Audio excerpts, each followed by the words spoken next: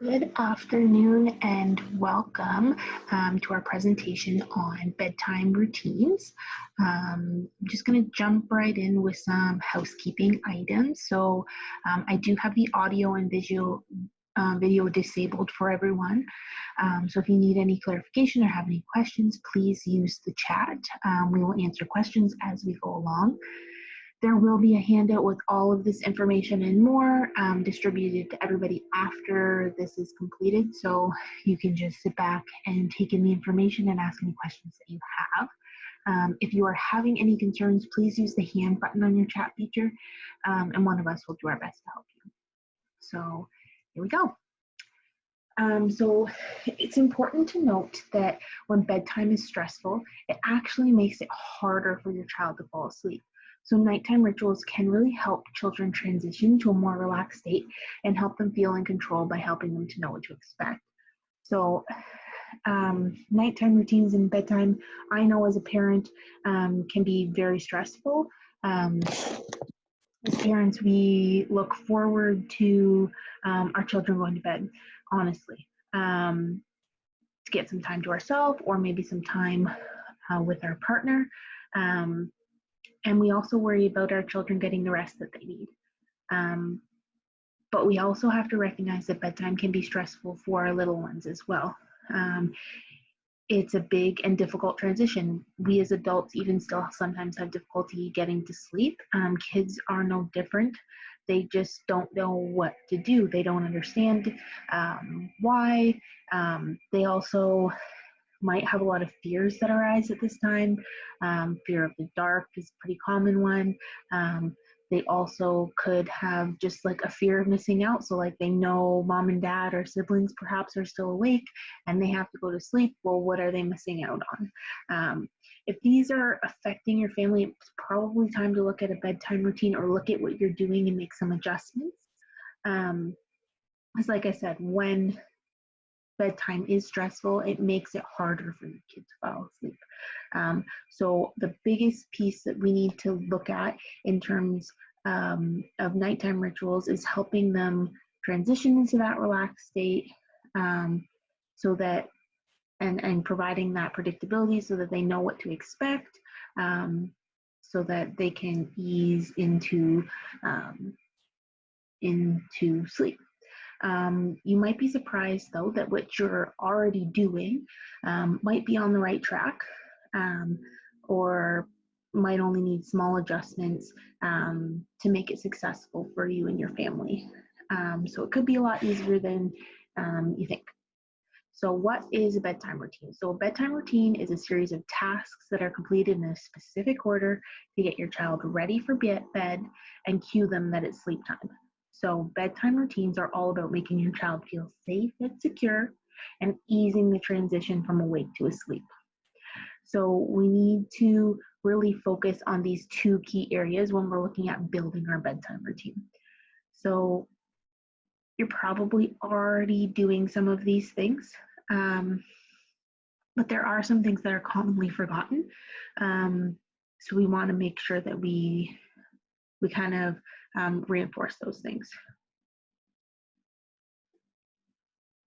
So the first thing we want to consider when we look at a bedtime routine is when our child is going to sleep. So we need to look at, okay, what does our life require? What time in the morning do we need to get up? What time do we get home? What time can bedtime be realistically? But also looking at developmentally what their sleep needs are. So making sure that your expectation of how much your child is going to sleep is not far-fetched. So if you're, 10-year-old, you're expecting them to sleep 13 hours a day, it's probably an unrealistic sleep expectation. So that could be part of why you're having bedtime battles, is because they're just not tired enough, because they're getting more than the sleep that they need. So we want to look at, I've given you kind of the outlines of the sleep expectations, that the Pediatric Association has outlined for us. Take a look at that. Look at your life, wake up times, when bedtime can be.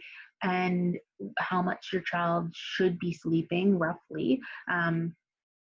And then maybe adjust bedtime, and that might be the only thing you need to be able to ease your bedtime battles, but usually it's just the first step. So what should I include in my bedtime routine?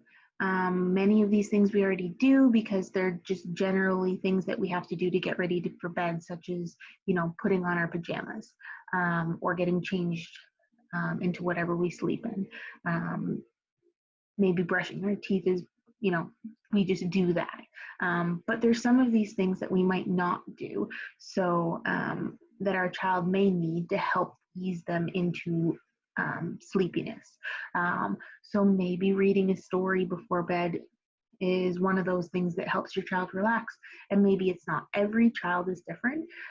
Same with the sleep expectations. There's lots of things we can tell you, but you know your child best. So choose the things that are going to help your child get ready for bed and cue them that it's sleep time. Help that wind down process. We want to really focus here on positive sleep associations. So we want things that help cue our brains that it's time to go to sleep. So things that help your child fall asleep on their own. So like I said, things that help them get to that sleepy state. And it's very important when we are looking at what tasks, what items we're going to include in our bedtime routine, that we find an order in which we complete them and we stick to it. That really helps with that brain connection for sleep time. If every night we bath, brush our teeth, story, lullaby, change into PJs, say goodnight. If we do it in that exact same order every night, over time, your child's brain will learn that, oh, when we have a bath, next we brush our teeth, and that means I need to start calming down and time to go to sleep, right? So it cues our brains, that pattern, that predictability, which over time will help your child go right to sleep.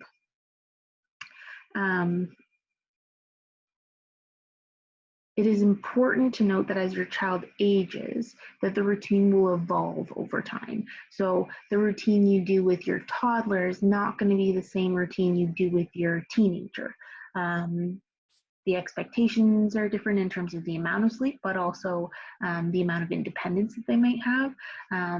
So for example, when your toddler has a bedtime routine, probably most, if not all, of the items in that list are going to be completed by you as the parent or supported by you as the parent. Meanwhile, the teenager probably doesn't need any of your help to go to bed. They might still have the same task. They might still have a snack, brush their teeth, read, change, and go to bed, right? Like they might still have those same tasks. It just might, the level of independence might be different there. So like I said, your toddler probably needs you to do all of those things for them. Your teenager probably does all those by themselves. The only thing they might do is come say goodnight if you're lucky. So yeah, your child might start out with you supporting, ease away. So an example of that would be reading. So as your toddler, you might read them a book. Your younger child might read you a book. Your teenager might read independently. So again, it's the same task, just evolving with the age and expectations that go along with that. So some key items here in terms of what to do and what not to do in order to, get the most success out of your bedtime routine. So set a time and stick to it. So there can be some flexibility with this, obviously, if you accommodate for life, such as holidays and special events, but those should be the exception to the rule. So they should be happening less often than not. So if bedtime's at 7, you stick to that. Bedtime's at 7, unless there's something big going on. That really again helps with that positive sleep association that I was talking about. your child will learn to expect that. Their body, their brain will learn to go along with that. The next thing that you might want to do is give a warning. So again, this can look very differently depending on the age or ability of your child. So this could be a verbal warning, 5 minutes till bedtime, a timer. It could be a first then visual or an association. It could be a visual schedule. There's lots of different ways that this could look, but it really helps your child to not fight you as hard when it's time to start that bedtime routine.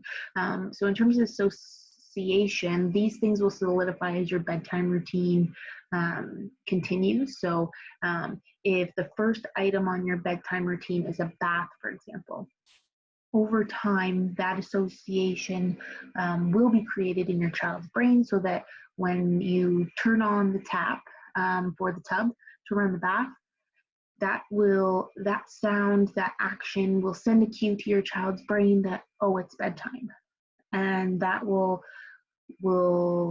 along with the predictability of the following items, cue their brain to switch modes into a calmer state. So those are those positive sleep associations I was talking about. So these don't happen immediately; they take time. So don't fret that the second night this isn't happening. These do take time, but that's why it's so important to be consistent. In the order, in the time, in all of those things, so that we can create those sleep associations. And the last tip I have for success is to offer choices. So often kids don't like bedtime because they feel they have no choice in the matter. You're forcing them to go to bed, when the time to go to bed, all of those things. So an easy way to help with that is give them choices. So they may not get to choose what time or whether they do or don't go to bed, but maybe they can choose what pajamas they're going to wear or what book they're going to read. Those kind of things can help engage the child and entice the child to participate more willingly in the bedtime routine. In terms of some things to avoid doing, a big thing for many kids is to avoid stimulating activities for roughly 30 to 60 minutes before bedtime. So things like TV, video games, talking on the phone, roughhousing, those type of things. And just be aware that some kids are more affected by these things than others. So some kids, you could watch TV right until bedtime routine and they won't be affected by it, and others will be greatly affected by it and need more like an hour before bedtime without those things. So just this might be some trial and error with your child to figure out kind of where and how they're affected by these things, but just be something to think about when you're looking at your bedtime routine. And again, be careful of poor sleep associations. So we talked a lot about positive sleep associations, but there is poor sleep association. So things like rocking or rubbing their back to sleep. So children who are able to fall asleep independently are more likely to fall asleep more easily in the night if they wake, and have healthier sleep habits throughout childhood. So it's a really good foundation to set as early as you can to kind of work towards them falling asleep independently. It really kind of sets them up for success in the future in terms of their sleep habits. Now, if this works for you and you're fine with that and you're not having issues with your child waking up in the night or anything like that, you're not struggling with your bedtime or nighttime practices, and you like rocking your child to sleep, all the power to you. If it's not broke, don't fix it. But if it is an issue for you, this might be something that you want to look at more carefully. And then lastly, don't drag bedtime out. Kids, like I mentioned, fear missing out, so they call on you for another drink, another cuddle, to go to the bathroom, they need a snack. We've all been there, right? So we try to build those into our routine where possible to eliminate the need for your child to request them. So if every night they're asking you for a drink of water 5 minutes after you put them to bed, then maybe before bed we have a drink of water.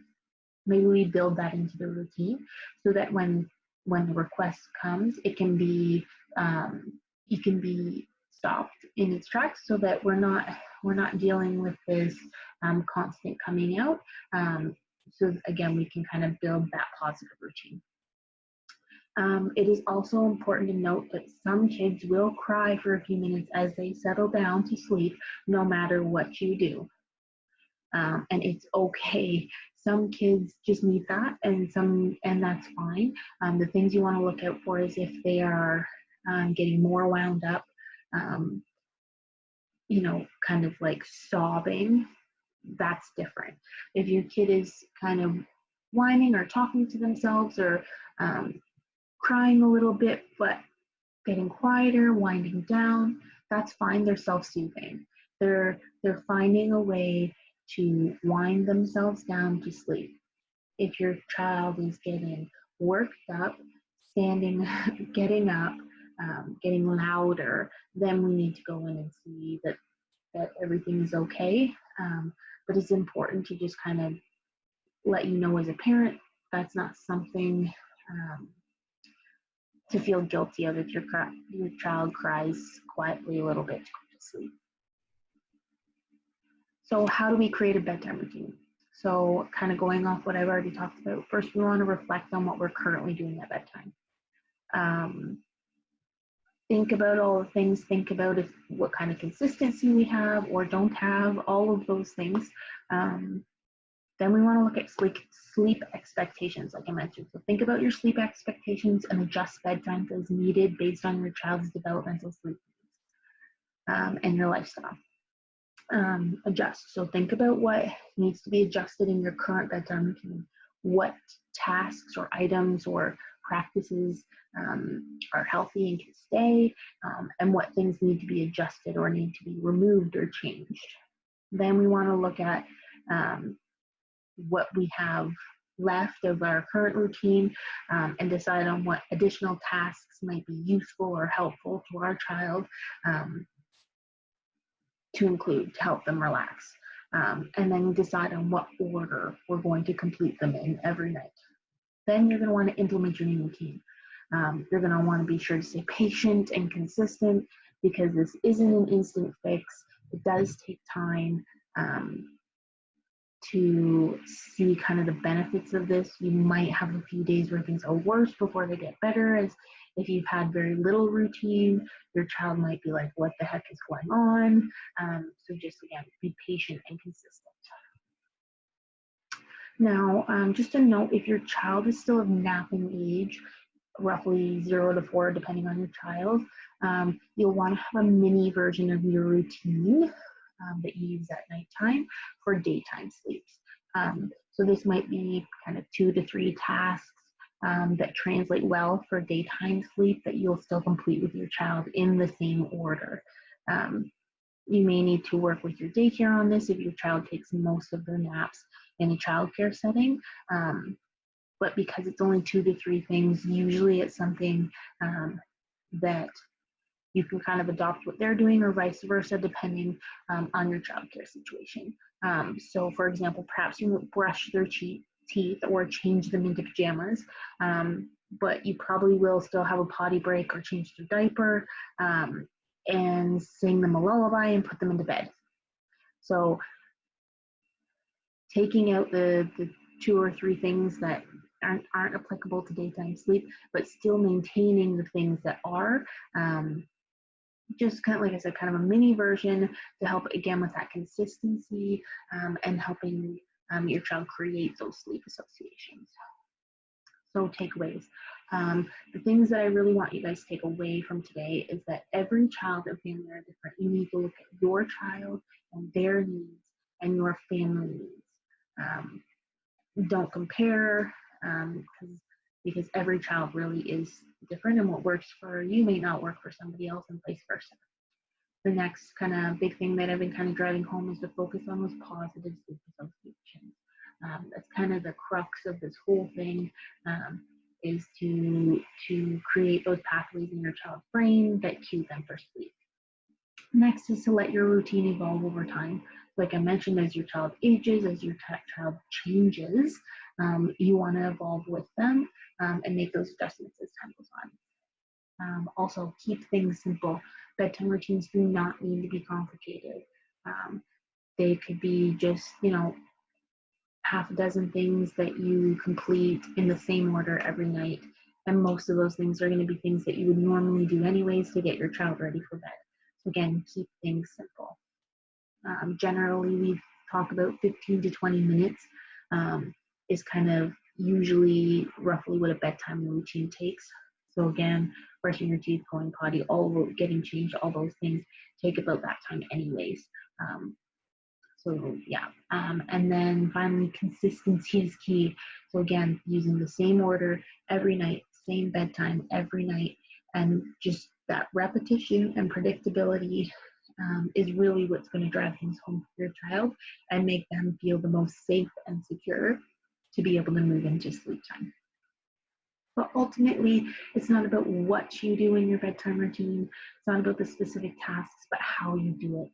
Remember that your goal is to make your child feel safe and secure and to help them get to a state of calm to allow them to easily transition to sleep. So make sure that you're calm, make sure that the environment that you're creating or allowing is calm. Like I said, no roughhousing, no TV, those kind of things. Use a calming voice.